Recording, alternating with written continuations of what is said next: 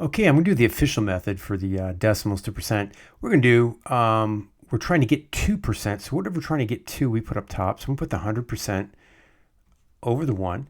So when we multiply by 100%, we're going to get the percent symbol to begin with. And then we're like, oh, okay, I'm going to multiply it by 100. That's like move the decimal place 2 to the right. So it's like, so that's 2.3%. Yay, did that one. Do the same thing here for this 0.486. We're going to multiply by 100% over 1 because that's our conversion factor. We're going to get a percent as our symbol at the end. That's going to be our unit.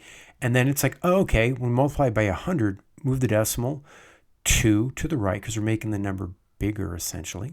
So that's 48.6. I know because people are like, well, it's actually the same number from decimal to percent, but bear with me.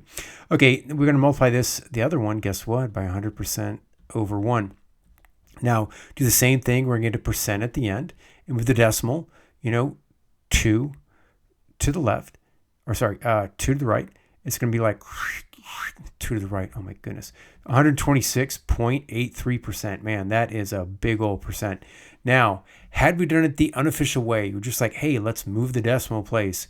So if I had done this as a percent, it's like, okay, cool, 1, 2, 2.3%. Let's do the last one, 1.2683. Move the decimal to the right, 1, 2, and that would be 126.83%. Official or unofficial, whatever way works for you and works for instructor, works for me.